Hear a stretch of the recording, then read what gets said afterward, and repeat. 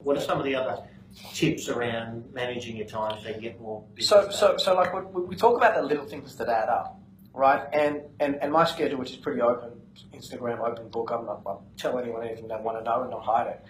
Monday to Friday, I'm up at 5 a.m. Right? 5:30, I'm in the gym. Monday to Friday. That's a non-negotiable for me. This is an energy game, and that sort of sets me up for the day. I'm awake. I'm ready before my competitors. I go home at 7 o'clock. A shower. Yeah. STP, which I call suit, tie, pocket, square. Yeah. Right? And then I call up the cafe. I've got to have breakfast. What does that mean? STP? STP, suit, tie, pocket, square. You get dressed after you've gone home? After I've gone to out? No, to go to work. Put on a suit. Sorry. This is AM. Put on a suit, tie, pocket, square. Like always sharp, every day. Right? Because presentation is something I really promote in my business. Don't even talk about it. I was trying to think what the analogies that we can use. Yeah. Okay. Actually, I got that off a friend of mine who knows the regime. He use pants and shirts. That's you guys aren't pitching to these owners or on the properties. And I'm talking about how important presentation of the property is. And if I look like a schlob, right? So you guys suit, know, by the way, but tie, pocket square. Yeah. So I love the detail of pocket square because it's a little thing, but it does make you look sharp, especially in your market. I'm not saying if someone's at Blacktown that they've got to wear a pocket square because people in that market may not quite get it. Yeah. But when you're talking about Harbourside, Mossman... But I think even in that market, do it. Like you want to be a pink elephant in a circus of grey elephants, right? Because you want to stand out. This is a competitive game. You want to get noticed. And so if you're that guy who's extra... I'm not saying everyone's got to be unbelievably dressed. Everyone's got their own thing that works for them. But you got to look sharp. I mean, Jordan Belfort said it.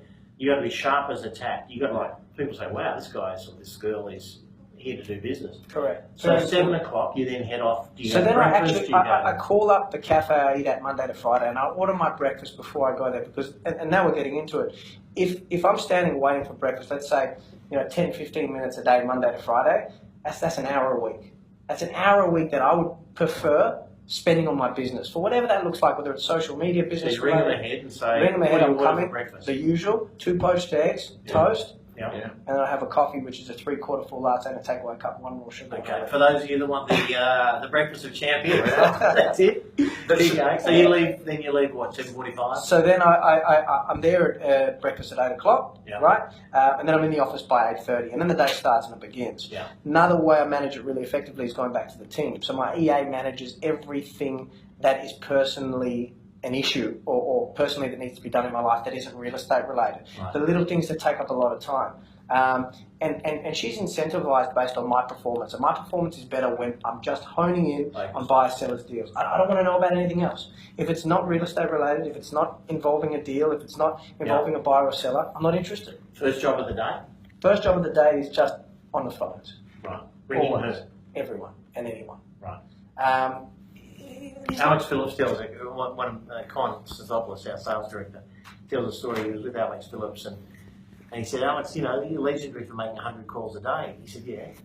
And he said, you really do it? He said, yeah. And he said, who do you ring? He said, everyone. Yeah. And that's a great answer, right? Yeah. Whoever's got to be called, I'm on the phone, buyers, sellers, anyone that I need to get in touch with, I'm constantly. Yeah, and look, if you're active, you've always got people to call. You always have people to call.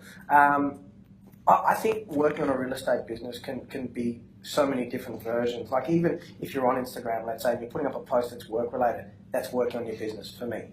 If you're working on a property campaign, that's any sort of form of working on the business. But I don't sit down for lunches. Before I came here, I had lunch at my desk while I was responding to emails. I ate lunch in the car. I mean, this is the day-to-day for me. This is when it's time to play, I play at level 10 and ensure that we're just using that time productively always. Because again, let's say you go for lunch every day. Add that up over Monday to Friday. How much time could you spend doing? And it slows you down in the afternoon. You have a 3-course meal, you have a glass of wine, all of a sudden. Quick salad. Watch what you eat. Fuel that body with.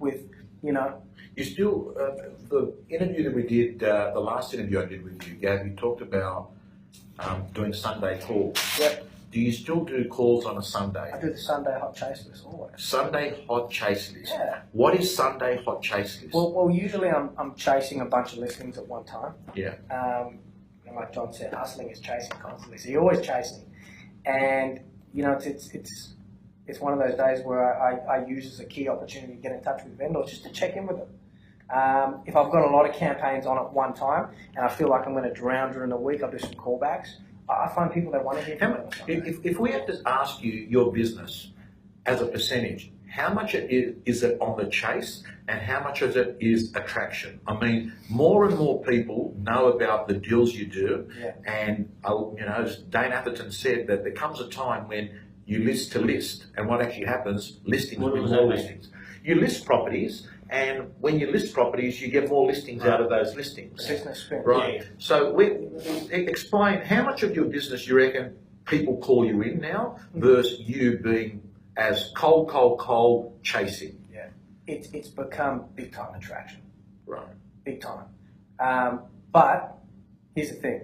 You get a call, you're still competing with guarantee 4 it. other agents. Yeah. So that's just like one step of what is going to be a challenging process, because they know the name, they know the brand, they've seen you do the deals, but at the end of the day, they're still seeing Do 3, 4 you ever agents. think vendors look at you that are 55, 60 years of age, Yeah. that have been brought up in Double Bay Yeah. for the last 25 years, that have known some of the agents there for a long time, and you walk in there and they look at you Who and is say, this little shit? I mean, there must be people that think that. For sure. Okay. And a lot of the time, those are the people who aren't giving the business, and that's cool, because there's enough business for everyone.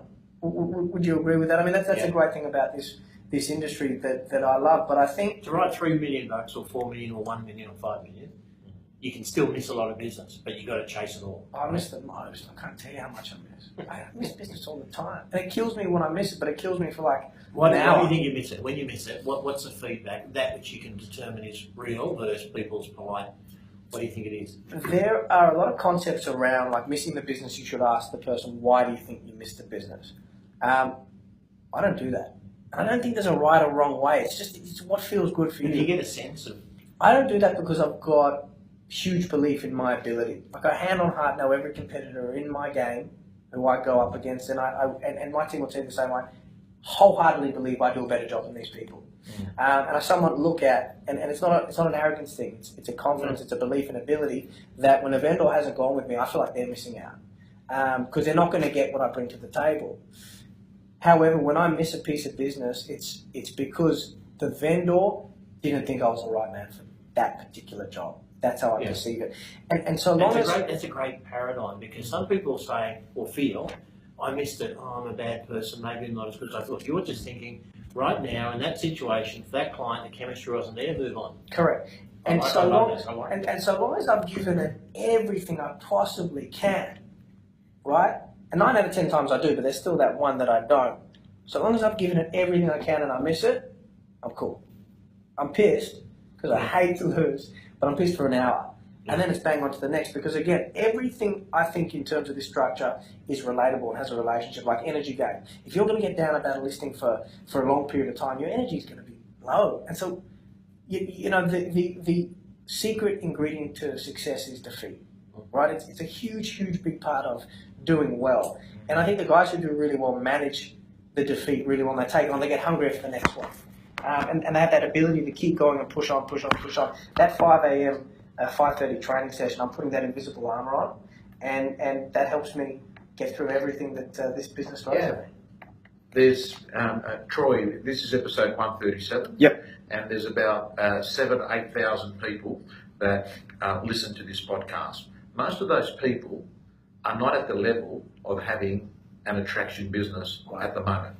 A lot do. Right. What do you say to the people that are listening and watching to this that are in where you were in your first couple of years? Right. What do they do to actually move from, not from 1 million to 2 million, Right. but to move from 200 to 500,000? Yeah, I mean, it's a hard sort of concept to understand. I had a friend who just started in the industry, or a friend of a friend, and he said, how's this guy going to come up against these agents who have been in it for ages and actually make a name for himself? The reality is it's possible, and I know that because I did it. It's very possible. And you can break it down 100 million different ways you want to. There's one bottom line. That's hard work. And that is it. If you are putting in the work, if you are, you have a plan, you're implementing, and you're really focusing on, you're honing in, that will eliminate all doubt. And over time, if you consistently do it, you will break the seal. It's a proven and tested algorithm. And I believe in that. The guys who don't break it, they don't work hard enough. That's all it is. And like I said, you can break that down 100 million different ways. You said it when we had a chat outside. Some people get motivated for a small period of time and they stop. The key is doing it consistently and being disciplined around it. One of the things I said at ARIC, which I got from one of the guys at Ray White actually. He said, discipline is the goal between the bridge. Discipline is the bridge between goals and accomplishing them. Thank you. Yeah. I remember you said it because I wrote it down, and it was one of my favourite quotes. Discipline is the bridge between goals and accomplishments. Right. It's true. So thank you. And a lot of the guys they don't continually do it. They don't continually do it. It's everything. Okay, Gav, let's go back to the listing, right? So you've done the tour, you've done your preparation, you kind of know where you're at, you're starting to ask some questions. You're in arguably the toughest, alongside with maybe Chirac Armadale, toughest market in Australia. Again, some of the best agents in Australia, Collier, Pallier, Yep. Bart Doss Yep. has been a legend, Billy Malouf and so forth, and others. What do you think you're doing in that important 60 minutes? Yeah. When you've done the tour and you've kind of then they're saying, okay, now I'm going to suss this guy out and work out whether he can extract. What do you do or say generally that you think gives them confidence that you're the man?